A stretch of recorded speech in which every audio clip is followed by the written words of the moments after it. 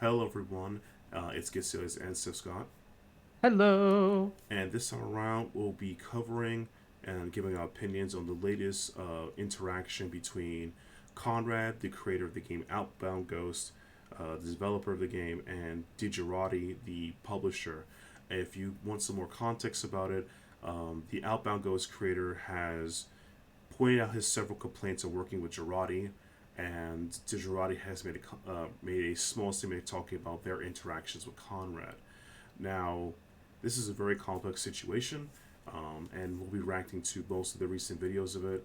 And it's no. This is one of those times. It's not as dry cut as it looks like, right, Scott? Yeah, I was hoping that it was a little more dry.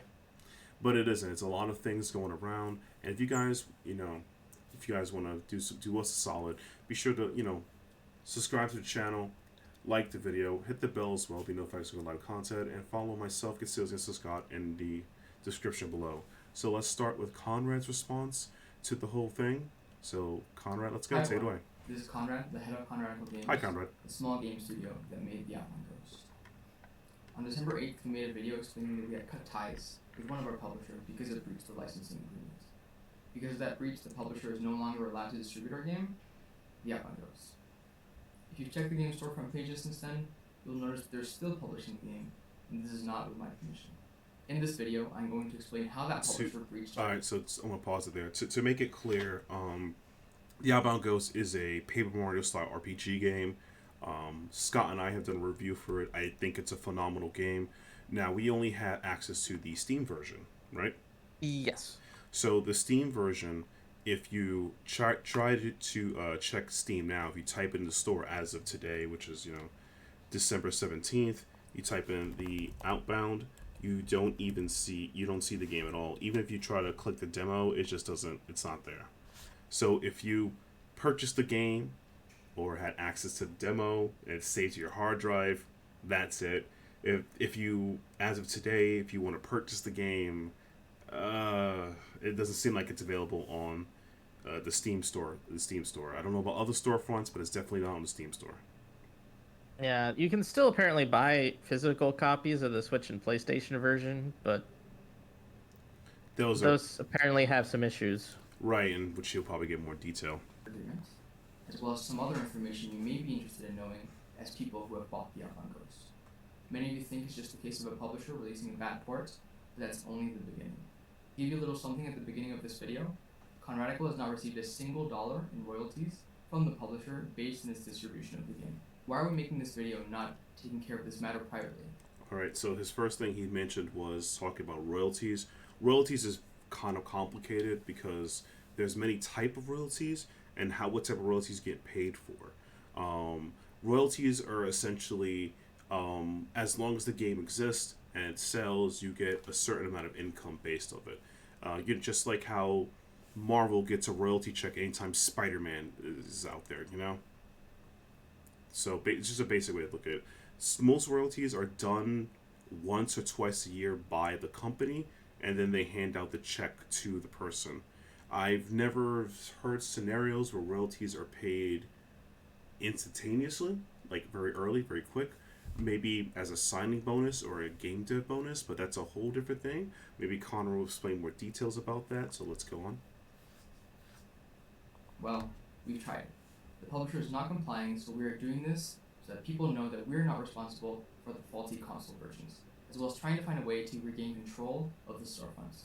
We will not be mentioning the publisher's name in this video because our intention is not to attack anyone, but rather to defend ourselves and regain what is legally ours.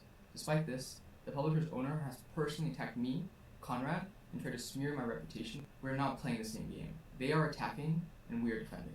Before we start listing out breaches, we wanted to make it very clear that the publisher does not own the Outbound Ghost. Conradical owns copyrights and trademarks relating to the game. Our copyrights are even registered in the US Copyright Office. The only agreement we ever signed was to let the publisher distribute the game, not own it. In fact, we even have a mobile version of the game signed under a separate publisher. With that out of the way, here are the 4 key points. The first one is the console ports, then the fact that the publisher is suing Conradical, alleging breach of contract, the fact that the publisher is not paying Conradical its rightful share of the game's sales, and the last point is underreporting revenues. The first point is the ports. Our contract states that the publisher must use Conradical's commercially reasonable quality standards when using any of Conradical's brand features. Okay. So basically, I think Scott knows this one as well. Unless the game is up to snuff by Conrad and Conradical Games, his team of people, don't release it. It's not happening. Let it cook. Yes. Yeah, let you like much like if you guys follow my Twitter, you see me post food up there. I let it cook. I'm not gonna eat raw meat. It's bad for you. But again, that's just standard fair assessment. There's no wrong with that. So Conrad's pretty much okay right there. Conradical's Yeah, brand features basically it's includes supposed to trademarks, go like logos, the and colors. publisher gives it to the QA team then gives it to the developer, and then it gives back to the QA team who gives back to the publisher, and then it depends if it gets more work on it or not, depending on how their, I guess, like or dislike of the build is that they get. Right, exactly, and obviously the QA is deeply important because there's too many games that are out there that are not up to snuff. 'Cause some games definitely did not have enough QA. Yeah, and this confused. But anyway, back to the Outbound Ghost of Conrad. Other brand features proprietary to Conradical and associated with the Outbound Ghost. To give you context, the responsibility of Conradical was to make the PC versions of the game, and the publisher would then port it to console. That is, we had no responsibility to do any sort of porting work. Instead, under the contract, it was the publisher's obligation to take care of it. In releasing such a faulty version of the game, the publisher has breached the contract. The publisher also promised that the game would release in Spanish, French, and German on the release date of the console versions of the game. This is actually very true. If as I own the PC version of Outbound Ghost, great game. I still enjoy the game. So basically, so the Outbound Ghost, if on November 15th, 2022, there Yep. was supposed to be. These are the things that were supposed to be released according to the Steam update. Again, Conrad, he posted it, or maybe someone on the team did, but essentially in November we were supposed to get French, German, and Spanish language editions, some new NPC and side quests, and a remastered soundtrack, and also release the music on other major platforms, which I'm assuming like Spotify, etc., maybe a YouTube page. Now, that was supposed to happen in November. In December, the following December 2022, this was getting New Game Plus and a status presentation work. So I'm guessing we could touch up on some of the art or anything else, or maybe some background art. I'm assuming it's just like a graphical update. And then in 2023, the year of our Lord we're in right now, we were supposed to get an aspect UI rework, more post-game content with bosses, a quick travel and map rework, so like to improve speed of the game, and more objective party chat additions, I guess like more interactions in the game. To be fair, I'm unaware like any of this new content. Again, this is what he's referring to essentially.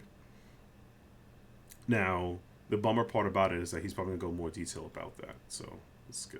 Yeah. Shockingly, the Nintendo Switch version literally did not release with these languages despite us implementing them for the PC version. On top of that, while the PlayStation version did release with the languages, there was a game-breaking bug that prevented non-English players from progressing past the first 10 minutes of the second chapter of the game. Basically, a vast majority of the game was unplayable in these languages. Now, Conradical is a certified Nintendo developer, meaning that we have dev kits.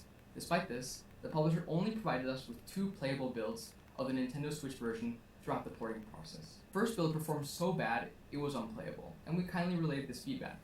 The second one was improved, but still incredibly bad, and I did not improve it.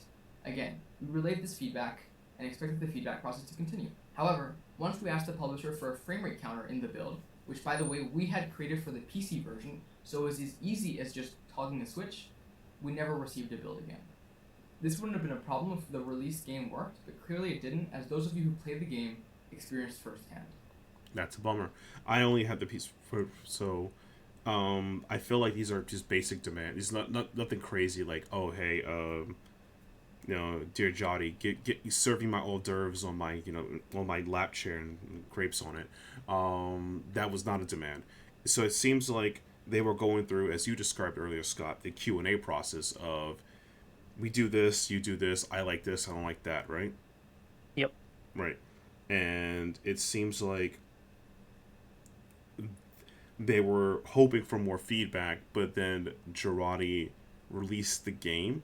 Was this during any timetable? A question I would have: was this during any timetable for the Switch release? Were they afraid of missing a date for crunch or whatever? Like, let's say the game was supposed to come out again. I don't know the time date, so I could always be corrected. I'm willing, if the game was to be corrected, let's say the first week of December, right? And they're at the last week of November. Maybe maybe there's a possibility of post-release issues, things like that. But yeah, we gotta make. Still, at the end of the day, any publisher, Wolf their soul, a developer, publisher person, people will wait for a better game. Please do not rush your releases of the game, especially if you're still in the process of like Q&A. Yeah, I figure a lot of them do it especially during the Christmas time season too, just for those holiday sales. So that could have also played a role in them kind of wanting to push for the December release. But Mm, it definitely felt like they needed more time for it to be optimized. right, and which, for all intents and purposes, it would have slipped Conrad because that's his name, that's his game out there, and him being an independent publisher, a lot of reputation matters. On that, he's a EA or Activision that can just sell a game and then wait 6 months later and then patch the game and then people play it, whatever. He's not gonna get that goodwill, that courtesy for things like that, or a huge player base for that. Even by the way, I respect his games. I really like it. Like Outbound Ghost. It's just that I don't think that it's important to him. It's very important that his game has good enough quality that he's proud of, and that he can put out into the marketplace. That's always a good have good standards, have good results. Yes. A huge part of the issue, however, is that the publisher misled us to believe that the version that was going to release was in accordance with the agreed quality standards.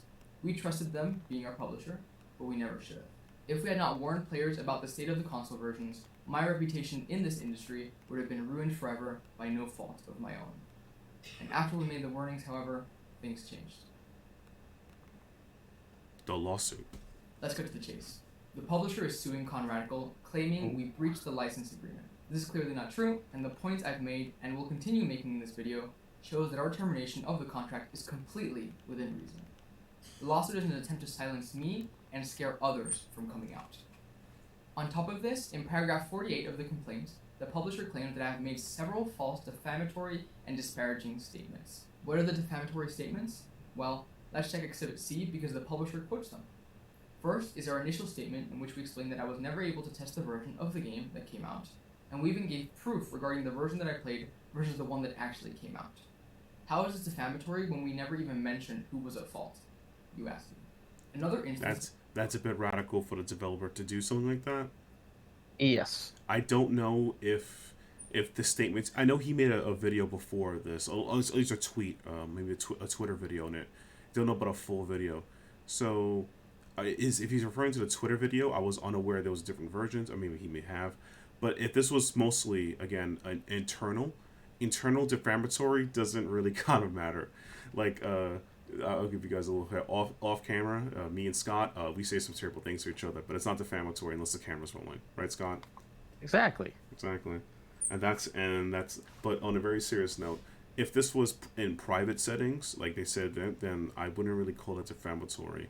As well as from Conrad's perspective, he's again caring about the quality of the game. The fact that they're suing him is a bit sussy-wussy, and it's not good. So let's continue. Yeah, that's a bit extreme. I am so incredibly disappointed and will do everything in my power to do what's right. Again, I don't see how this is defamatory. Anybody would be disappointed by their work of love for the past 3 years, releasing in the state that the Outbound Ghost did. True, but I think in the case, I wouldn't call it defamatory. For the case of Digerati, they have a PR team. I think they would want to say it and not you because it makes them look bad. That's what they probably think defamatory is. Defamatory is you stepping in and saying it, even though it's 100% true and it's your right to say it because it's your game. The developer, the publisher would want to have the front saying statement because they usually have a PR team that takes care of it. Right, exactly. So you saying it though it's not defamatory, it could be seen that way because it's like these guys suck, but me, Conrad will save the day, which was not your intention. You were never going to do that. I understand where you're coming from. I just think from a corporate standpoint, because there's a lot of corporate etiquette, and it's a lot of things I think that's important in these days. You could take that as you will. But I think from a corporate etiquette standpoint, the company was upset that you were taking the lead charge in fixing the game, where they were, I don't know if they were going to use their own PR, or were they going to recall the internal processes. What was the company, what was the published internal processes, and you were like, you did what you did. So I want to know if that would be considered defamatory, but it would be considered like, hey, what are you doing? Does that make sense, Scott? Yes, Yeah. I understand. Yeah, I don't want to go like, hey, guys. Yeah, I know too much corporate stuff because I'm a corporate man. I'm a corporate. All those contracts. All those contracts gotta get paid somehow. Yeah. The last example for the video is this instance where we warn a player that they may be approaching a glitch point in the game despite them saying that everything had been going well so far. We also preface that this would happen at the start of Chapter 2 because of previous reports. Funnily enough, this person ran into a bug very shortly after my warning, showing that my tweet was completely founded. The reason for why we can show you these documents is because the publisher is suing us, and you can even check all the allegations against us and read the licensing agreement for the Outbound Ghost in Exhibit A to the complaint. The publisher made all of this public through the lawsuit. In fact, even the termination letter that we sent the publisher is fully public, and you can see exactly what grounds we were terminating on, even though many of the figures are now outdated and we have new estimates for the money that the publisher owes us. The publisher has also continued to breach the licensing agreement. We just want to reiterate this. The publisher has breached the contract, we terminated, and the publisher is suing us instead of us suing them? Like, isn't that ridiculous? You know what's even more ridiculous though? The publisher hasn't paid us our game's revenues. Okay. No, this is. Okay, so he mentioned royalty revenues, and now he mentioned other revenues. So I'm assuming hopefully two separate revenue streams. Conrad has not received a single dollar in Yeah, royalties that's what it from the sounds like, publisher at based least. on sales of the game. The publisher has even admitted to owing us and gave us a hard figure, but it just hasn't paid it straight up. Not only did we put blood, sweat, and tears into this game over the past 3 years, only for the publisher to release versions of the game in such a poor state, we're also not making any money from that and are bleeding because of it. And this comes down to the last point, the fact that the publisher has not only not paid money it admits it's doing to us, the publisher also is underreporting revenues. Okay, this is a serious thing. Underreporting revenues or underreporting amounts is very financial dirty stuff. Okay, this is the stuff that you go to jail for, like, jail. And if he can confirm, not saying the amount of number, obviously he can, because he's saying it out there. So if they promised him a certain amount of money, and then said, hey, we'll pay you, is the money that he was promised contingent to anything else or to a time period?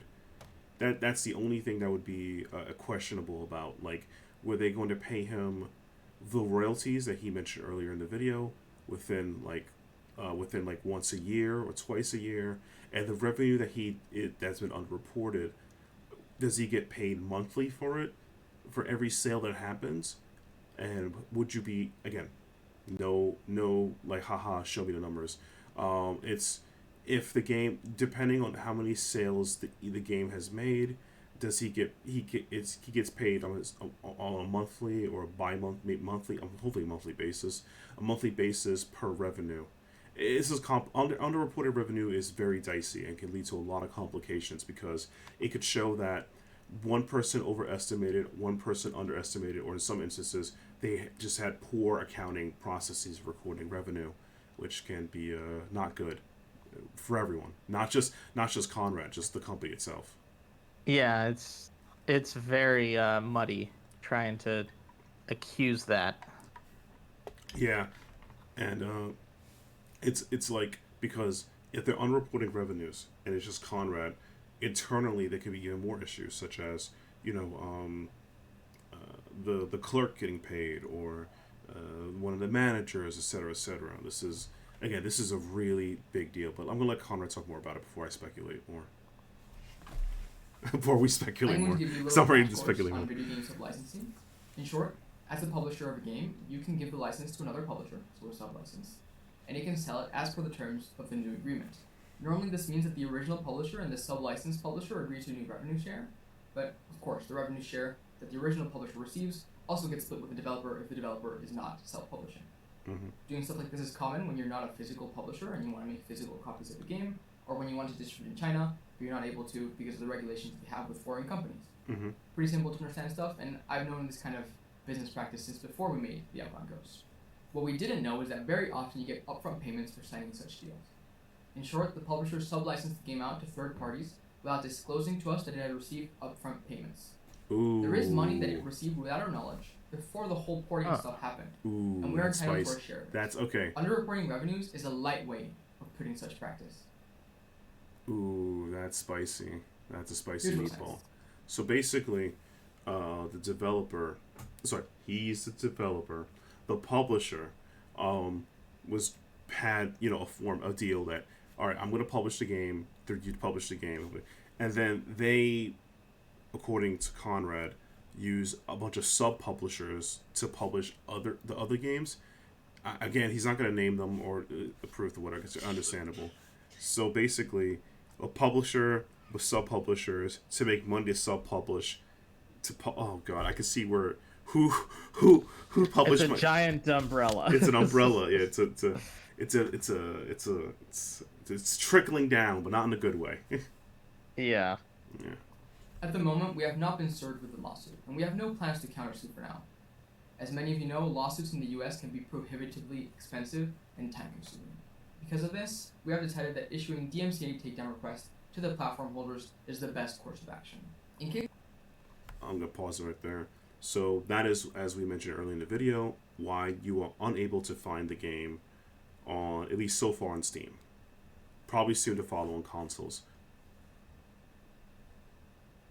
And the one thing that makes this also scary, at least, is that he is 100% correct about this. Lawsuits are, even in the United States, are very expensive and very time-consuming. It's at this point, if you threaten to sue anybody, you're not going to end up on Judge Judy. You're not going to end up people's court on TV. It's a very long, drawn-out process that will eat up a lot of your time and money. Yeah, and most of the lawyers usually don't help that much. Yeah, and that's a person. Yeah, that's a whole different lawyer you get. And the thing is that the longer the case is drawn out, the more the lawyers get paid, and the whole sort of thing. And it's a lot. It's a very long and drawn out process that does not yield as much results as one would think.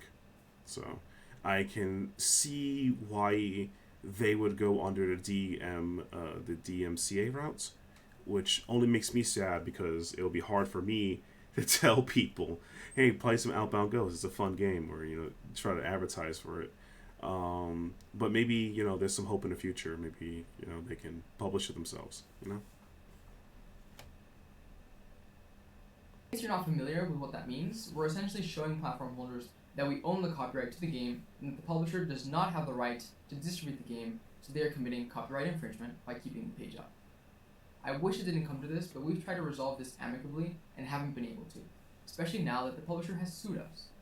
Let me repeat that. We have not sued them, the publisher sued us. The future. While all this has been going on, some of you have noticed that I have started posting stuff about new games on my personal account and some other accounts, even though the Outbound Ghost still has unresolved issues. Well, I need to make a living, especially since the publisher is not paying my company, so I'm unable to pay myself a salary. The game that my team and I are working on is Soulstalker. It's a smaller game, and we are self-publishing it. To help us through it and kickstart the game we're running, well, a Kickstarter. If you want to support my creative projects, following the Kickstarter page really is the way to do that. So you can go to this link and click this green button. I would really, really appreciate it. A little bit of support goes a long way, especially after this publisher experience we've had. You might think this is the only case of something like this happening, but unfortunately it could not be further from the truth. There are of course many good publishers out there, but over the past months, many developers with the same and different publishers have reached out to me with similar horror stories of not being paid, being threatened legally, and so on. The worst part is that they can't do anything because they don't have hundreds of thousands of dollars to go through the legal system. They're basically being kept hostage. The reality is that a contract is only as honorable as the person signing it, and people are not always who they seem.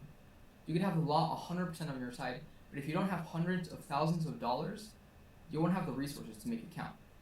So from now on, we'll continue our plan to resolve all the legal and technical issues surrounding the Outbound Ghost, and simultaneously and separately, I'll be leading a team to make new games such as Soulstalker. So we'll keep you all up to date if there's any news, but for now, this is all I've got to say. And until next time. Okay, so that was Conrad's response. Pretty on point of things. The royalty and it's a lot to deal with. It's been a pretty roller coaster for him. And at least he's still making games work on his project. But the one point I definitely agree with is that, if you sign a contract or work with someone and they choose not to enforce it, you have to spend your own money and resources to make them enforce it. It's very hard to get the law and other ways to do it because this would consider a private matter in some cases. So it's yeah, and plus the law is not always about what's right as much as what can be proven too. Yeah, that's a whole different thing. I wish him the best. There are some more questions I'd like to ask about the revenue sharing and how that works out in some capacity. But again, since he's currently traveling legal issues and being sued by the publisher, he may not be willing forthcoming about it. And I do sense a sense of like earnest and distraught in himself. The only thing I think he may have did wrong was, and I do mean it's very slight wrong, is him telling people that he's going to fix the game in media and whatnot, because there's an HR PR thing that goes on with that, and it would make the publisher look bad in some ways. But at the same time, he's earnest. There isn't anything about it that could be solved. Saying, "Hey, man, this happened," and he was still committed to fixing the game because he was there working with the builds and everything. So. Yeah, it's sad too because he, is so passionate about this game, and it's pretty much something that he now has to just it's no longer really able to be bought or played by new players. Exactly. Unless you want to play inferior versions. Right, or sail the seven seas. It's just, I'm sure there's somewhere to pirate it. Yeah, but now we've also found out recently that that the publisher Digerati has also made a statement, so we're going to cover that statement right now. Hello, I'm Sarah Alfieri, owner of Digerati and widow of Nick Alfieri, our recently deceased founder. I want to clarify some of the recent activities surrounding the Outbound Ghost. We have remained largely silent over the last few days as we've been blindsided by the sudden negativity from Conrad, the game's developer. Until literally hours before the console launch, we had enjoyed a cooperative and mutually pleasant working relationship with Conrad, and we saw no indication of any dissatisfaction on his part. Conrad started working on the Outbound Ghost with support from Kickstarter backers. Okay, so are you referring to what your husband knew? I don't know how this works because your husband passed away. My condolences for your loss. You deal with that. So the question would be, were you involved during the time of him doing the Q&A talking about the builds? Because he mentioned that in his response video, he mentioned that there was a time period where they were working on the builds and then made requests to put a frame, I think it was a frame counter, to check the frames. Frame counter. Yeah, to port over, just so they can just make sure it works. And that was not met. And again, I think our theory at the time, can't say the theory that we've made in this video at the time, because we're not oracles, was and we're not the flies. We're not the flies. We can't see everything. Can't see everything. True. And so, if the game was supposed to come out at a certain time period, right? And they needed the game to come out, there is a possibility or a need that the developer would have pushed the game, whatever version is out the door, because they got to get, as you said, the holiday sale money. Yep. Which is not something I would recommend doing. And I mean this, as a video game consumer and a fan of things, and Scott is a video game consumer, I'm assuming, because he's yes. Yeah, because he's in the drip. Look at his nice clothing. Every gamer should have something like this. An anime decked out hoodie with logos. Yes. Yeah, but a very serious thing is gamers will wait longer for a game as complete and good. There has been too much in the industry where gamers release like unbaked bad game messes, glitches, ugly graphics, the galore, right?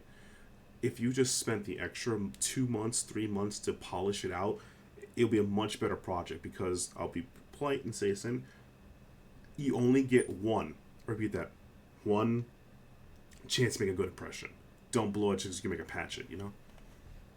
Yeah, plus it's not a real good C thing either. If you are trying to push a game and have to wait like a month or two before you can actually play the game because of it being buggy or because it having apparently crash problems. Exactly. So back to the video at hand is obviously you said you had no relation to the console port. Are you aware of the complications that Conrad pointed out during the time of the console? Him want to keep continuing testing the thing. We'll listen to more to her response. In order for him to work full-time on his passion project, we provided him with substantial funds to fully develop the game. All of these funds were paid to him prior to the console launch, and in exchange, he licensed the full rights to us to distribute the game. This is gonna be heavily disputed. This is gonna be heavily disputed because Conrad has pointed out that I let you publish the game as a publisher, and then you did the thing you did. Now, if there is a paper trail that confirms that the publisher paid Conrad for the game to have full rights distributing, that's not a deal that a lot of developers kind of take these days, even indie people, because that's a lot to give to them, you know? Yes. Plus, it makes it harder for the, I guess, as he says, the royalty checks. The royalty checks, exactly, which affects revenue. Yep. Which is, and there's all suspension of money. Now, what I think this might be is my little headcanon theory is that the company issued some money to help finish the game to be published and decided to cut that amount of money out of the revenue. So let's just say they offered $5,000, Scott, good money, right, to help publish the game, and the game made $20,000. Now, Conrad might think he's owed the $20,000, but in reality, 20 minus 5 is 15. So that's the 15. He's really getting 15. Yeah. Now, that could be that's a monetary dispute that lawyers for, but that's a summation and idea. I think that could be it. But there's a little, if this is true that you paid for it to help them publish the game and full rights, I think this is a little bit coercive to do to somebody, and I don't think that's good. It's business practice, but I don't think it's a right thing to do because you would pay anything to finish what you have a project doing, right? I think that's very unfair. Yeah, it's kind of like a thing of desperation for some developers. Exactly. So I don't think it's I don't like if this is 100% true and it went through, regardless if this is factual and Conrad maybe misquote or whatever. I think this is completely uncalled for and not nice. I think that's very not cool because he kickstarted the game, and there are tons of Kickstarter stories. Not all Kickstarter people are bad.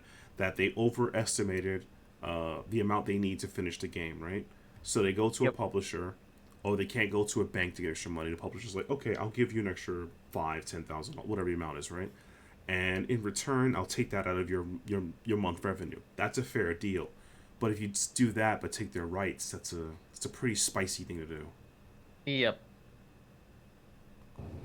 Unfortunately, he has now wrongly told us that he is terminating our contract, even going so far as attempting to use the tragic and sudden death of my husband as grounds for termination.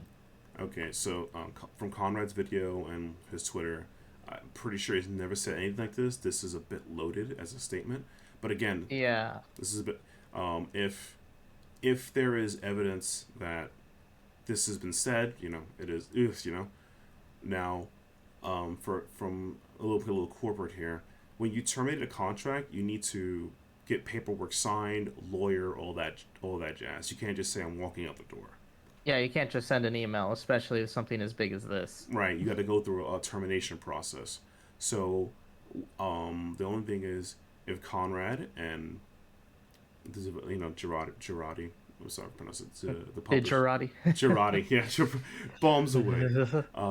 If they can prove, the termination process not being completed or started, which this is another lawyer type argument. Like, when did the termination process start, and who delayed the termination process?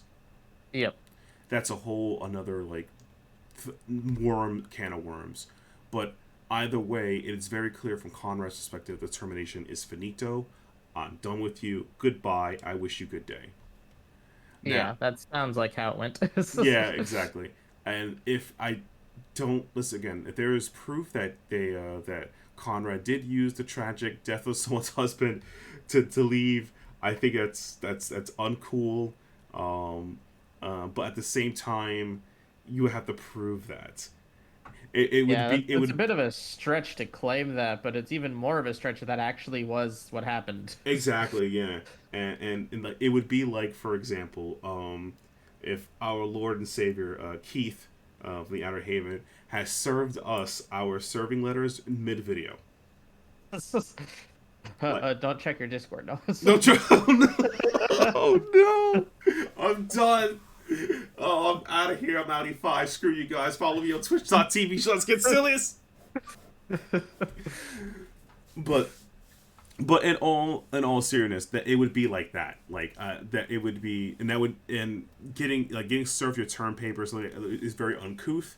I would not recommend anyone who's a boss or managing things, do not terminate your employees that way. Do not do that. No, do not. Do not. But yeah, let's continue with her response. In addition, Conrad has unlawfully tampered with the Steam page and has attempted to take down the console versions as well. Okay, so that is a little misdemeanor there. Conrad has used DMCA to do so. If you were able to prove counter DMCA, you're able to keep it up. That is usually how that works. It's similar to like YouTube striking. Someone strikes you, you prove you don't get strike back, then whatever happens, right? Yeah. Yeah. The publisher would have to prove through many means of that. And again, legal. Legal jargon. No. Legal, yeah. Legal. This isn't fair to us, and it isn't fair to you. Our goal is to support the Outbound Ghost and has always been to support our developers. We are actively trying to make improvements and release patches and have been met with repeated attempts to sabotage our efforts and sully our name. Despite all of this, we still hope to come to a resolution and work together to continue supporting the Outbound Ghost with its lead developer by our side. And we want to provide you, the consumer, with the best possible version of the game that you deserve. We appreciate your patience and your support as we sort through these unnecessarily complicated matters. Thank you. Okay, so this is a very corporate statement. It doesn't address a lot of the accusations or anything. It doesn't. But if she is willing to work with the developer, get it done, I hope for the best for that. I hope there's a way for them to work this out. Would be great, because the thing is, after doing some small research on who Digerati is, Digerati bombs away. Yeah, they also worked on several other titles. They publish a bunch of other games, so they have a library of games under them, and it doesn't seem like. And I'd be polite. It doesn't seem like they. I mean, again, they have a like, after doing some little research, they have a reputation of being super, oh my god, slumlord type stuff. And yeah, they have a lot of games under their belt, with a lot of them being positive. So this apparently isn't like a commonality between a trend. Exactly. So I think that I'm hoping that they can work this through and they both could equal it because again, this is a really good game. We reviewed it, we enjoyed it. I want people to play it. I've always been a fan of like spreading more indie game love out there, and I still want Conrad to make more games. I think he has a good head on his shoulders. I like the way his game design is. He makes really fun games. I'm looking forward to his next project, which will be linked in the description below. You can check it out, support him, and yeah, I really hope there's a way for both. Now, I'm what I'm hoping for, as a resolution. This is my perfect scenario. Scott, you can chime in if you agree with this. All right, they shake hands. They keep the game up. They put the game up on the store. They make the best version they can make. Let's just call it Outbound Ghost. A definitive edition. Definitive edition. I was gonna make a joke, say Outbound Rebound version. Oh. Yeah, but definitive edition sounds nice. Yes, yes. So they make a definitive edition. They sell it, and it's clear Conrad doesn't want to work with the publisher anymore. So they split the cost of the game, or split whatever has to be split, and they finish it, make a definitive edition for all the promised ports that were there. The mobile. Well, he worked on a mobile version, and the mobile version doesn't seem to give him problems. So it'll just be the console version, the PC version. So they do that, and then they could just walk away and live the rest of their lives, and all the sales would just go maybe a clean 50-50 or 60-40 in Conrad's favor, and call it a day, because it's not as cut and dry. It's a lot of legal questions as we presented here. Even though I do believe Conrad in a lot of situations, and it's very bad that someone as passionate he is going through all this just to make the game that he wants to make. And I feel the publisher, I only feel bad for, because they don't seem to, like, they have a decent library. It doesn't seem like they're malicious in some ways, but it depends if more news comes out from, as Conrad may have stated, there's maybe other developers have issues. But we'll see when we hear it. And I guess that covers all of my feelings of this Outbound Ghost drama. How do you feel about it, Scott? Yeah, I feel like the situation is pretty muddy because, I mean, you have on one hand a developer who wants his game to succeed and to thrive, but has to now forcibly DMCA his game, because he doesn't feel like it's an appropriate state. Which, as he has shown, the console versions definitely have a lot of issues. Mm-hmm. And on the other side, you have a publisher who's been trying to, patch it and get things to work again, but they also now have to deal with the DMCA business. So there's a lot of just things going through that are just going to be messing with it. Right, and as well as the talk of the revenue issues, and the publisher stating that we paid you so you get the rights to the games. I'm like, ooh, that is. That if you did that, I'm gonna be super honest with you. That's business, but that's completely like, not a fair deal. Yeah. Like, you could just get your money from the publishing cost and get a cut of the revenue. You don't have to rob someone like that. It's sad. It is very sad, and as Conrad pointed out, and I definitely agree with him, even if he's in the right and this is how it works out, the law is a very serious thing, in the sense of it takes a lot of time and money to get a case going, and it takes, yes, it does, and you'd be paying a lot. And I think from Conrad's perspective, he's like, I can't afford a lawyer to do this for like 5 years. And what would I do? And I get my game back in 5 years. What I'm going to do? I want to make other games, Yeah, it's like it's kind of like almost not worth it in some regards to have to deal with that with a bunch of lawyers and fees and stuff for how it's going to end up. Pretty much. Because most likely when it does end up, he'll probably be in some kind of debt regardless if he wins or loses it. Yeah, which is not a situation we want any developer to be in for. No, not at all. Exactly, for something they worked on. And I guess that's all of our takes for these. I guess the Outbound Ghost drama once again. It's a pretty spicy scenario. I really do hope there's a resolution, if anything. And yeah, we'll keep you updated. Anything else kind of major happens, maybe a new video announcement or something else happens along the way that we find Vex reportable. But with that, this is Getselious and Sithscott signing out, and we'll see you guys in the next one. See ya.